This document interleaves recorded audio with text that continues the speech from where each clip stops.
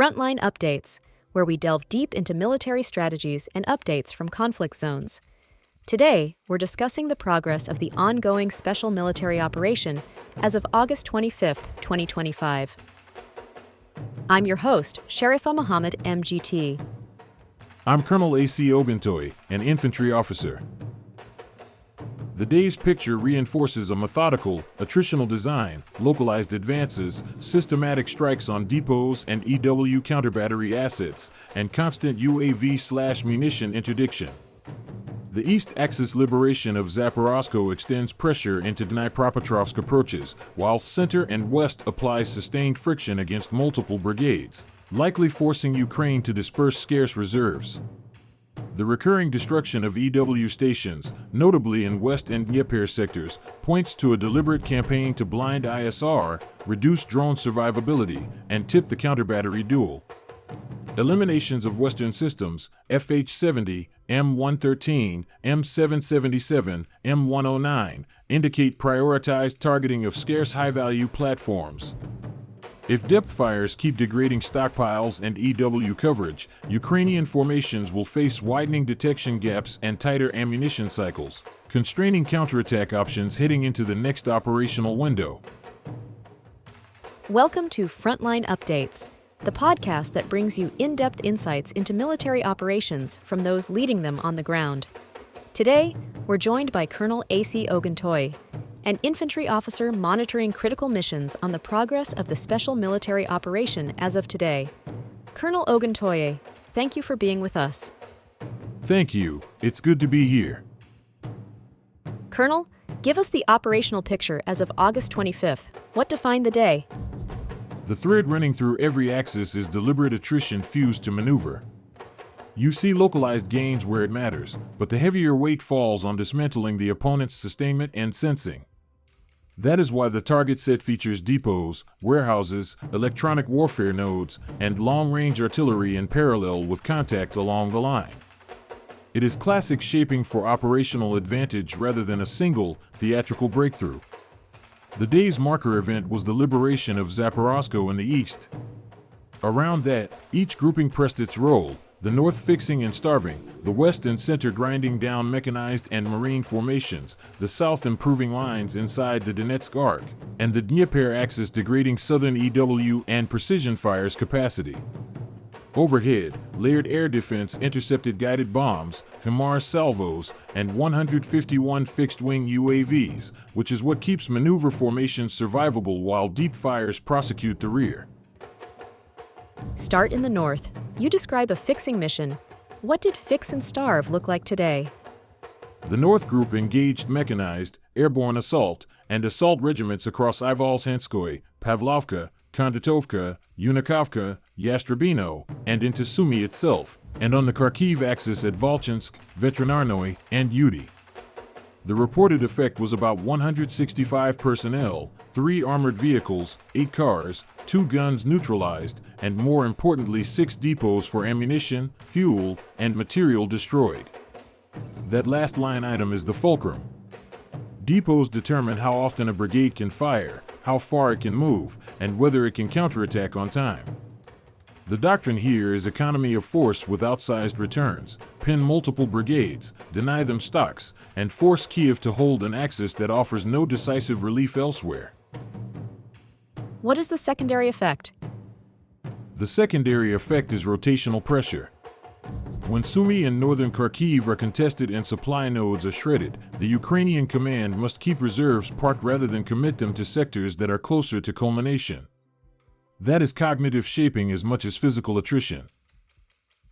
In the west sector, your note highlights improved positions and the destruction of an FH-70. Why is that combination significant? Improved ground north of the Donetsk belt matters because it resets fire's geometry. From Kupiansk through Blagodativka and Drobyshevo, you now have angles that expose logistics spurs and assembly areas. Pair that with removing a British FH-70 and you materially reduce long-range counterbattery options.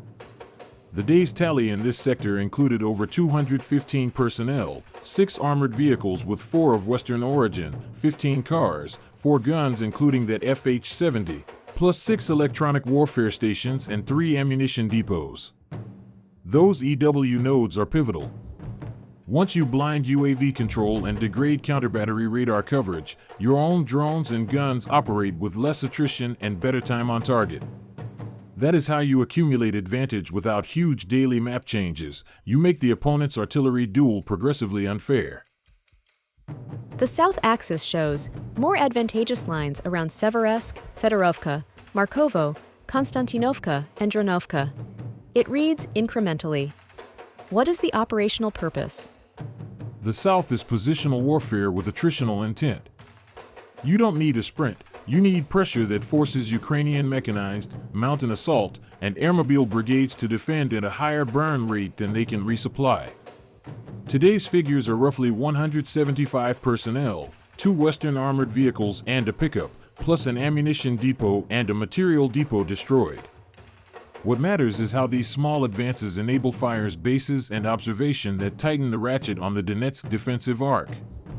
Each village seized or line improved shortens Russian artillery problems and lengthens Ukrainian logistics cycles, which is precisely how defenses hollow out before they fracture.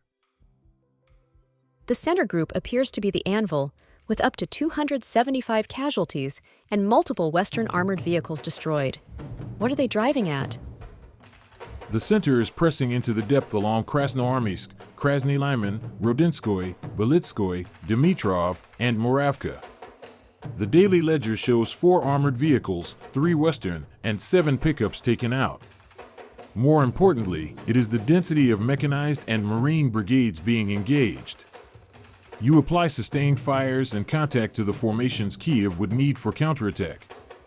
That is doctrinal. Strip away the opponent's ability to generate operational shock, then you choose the time and place of larger movement. The center's pressure is about denying an adversary the option to reset. Turn to the east. Zaporozhskoe was liberated, and a US M109 Paladin self-propelled howitzer is listed among the losses. Why does that matter? Yes, Zaporozhsko's liberation extends a salient into Dnipropetrovsk approaches and opens new routes of interdiction on lateral resupply. The removal of a Paladin is not symbolic, it is a high-value precision fires platform with survivability advantages. Taking out a tank, 4 armored vehicles, 9 cars, and 4 guns, including that M109, plus a warehouse of material resources, doesn't simply dent today's order of battle. It reduces tomorrow's counter-battery threat and strips buffer stock that protects a sector from compounding losses. That is how an ostensibly local gain produces theater-level effects over time. The Dnieper axis shows smaller casualty counts, but heavy electronic warfare and artillery attrition. What is the intent along the river's southern belt? The Dnieper grouping's role is systemic degradation. Up to 60 personnel, 1 US M113, 12 vehicles, and a US M777 howitzer were removed, alongside 7 electronic warfare stations and 4 resource warehouses near Novoandrievka, Stepnogorsk, Slyakovo, Tokarevka, and Nikolskoye. Think of it as shaping the southern air-ground ecosystem. Kill EW and you expose artillery, logistics, and maneuver to persistent ISR and strike. Kill warehouses and you extend refill times. The river belt is unforgiving. If you lengthen each Ukrainian resupply loop by hours or days, you eventually erase their ability to contest crossings, hold salients, or mass for raids. Overhead, air and air defense were active again. What did they contribute to tempo today? The air component prosecuted 139 targets tied to UAV assembly, storage, and launch, as well as ammunition depots and temporary deployment points. That suppresses long-range harassment and interrupts force generation in the rear.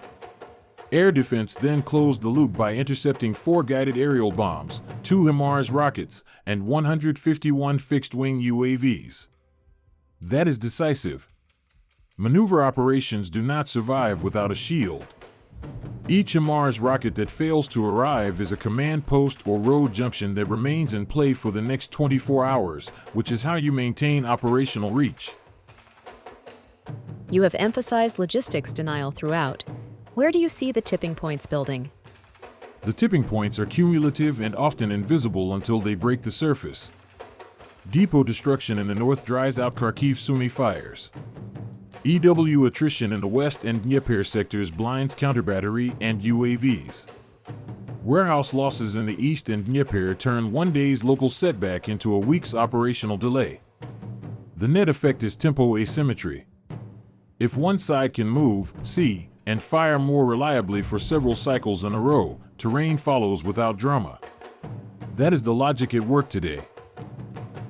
What are the tactical and strategic implications? The liberation of Zaporozhskoe extends interdiction into the Dnipropetrovsk approach while the center and west continue to unpick the force structure Kyiv needs for counterattack. Systematic removal of EW nodes, FH-70 and M777 artillery, and M113, and an M109 Paladin points to a targeting hierarchy aimed at sensing and long-range fires, not just headcount. Air defense performance against guided bombs, HIMARS rockets, and fixed-wing UAVs preserves the operational shield that allows ground formations to accumulate positional advantage.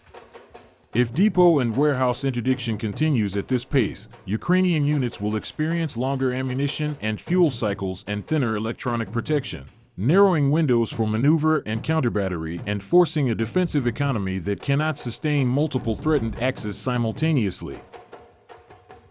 Colonel, thank you for providing such a detailed briefing on the current military situation.